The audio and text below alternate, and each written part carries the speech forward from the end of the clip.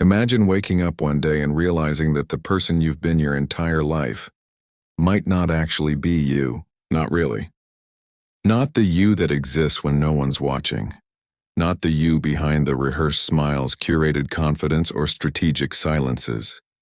Not the version of yourself you've shaped to be acceptable, likable, safe. What if that version, the one you call you, was built more by fear than by freedom? A slow construction, brick by brick, layer by layer, invisible but rigid fear. Not the kind that screams and shakes and makes your heart race in alleyways or dark forests, but the kind that whispers, quietly, constantly, persuasively.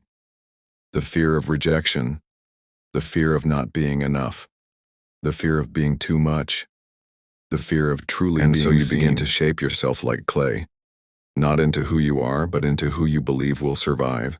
Your tone softens so others feel comfortable. Your passions shrink because someone once mocked your excitement. You abandon your instincts because logic is safer. You hide your wounds behind productivity and your sadness beneath sarcasm.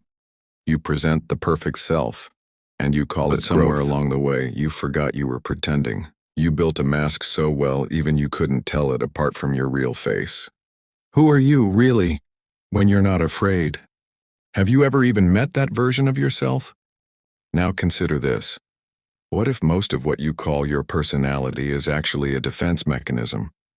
What if your habits, your preferences, your beliefs, even your goals, aren't expressions of your deepest truth, but evasions crafted by fear?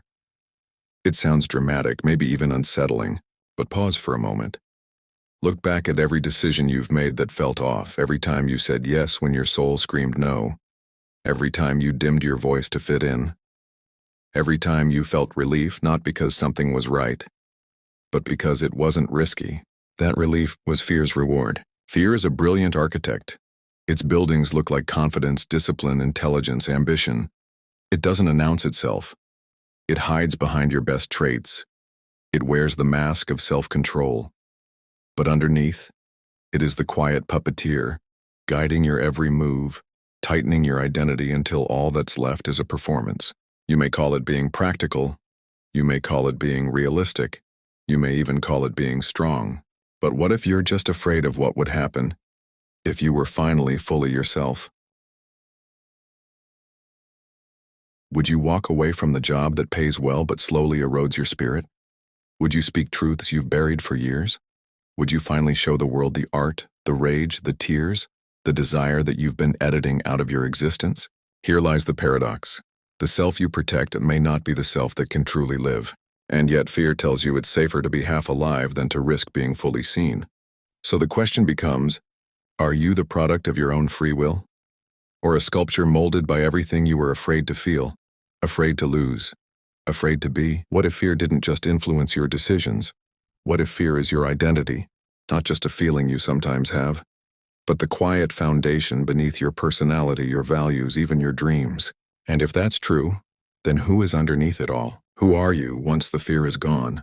The section 1 is ended. Subscribe for more and don't forget to like the video.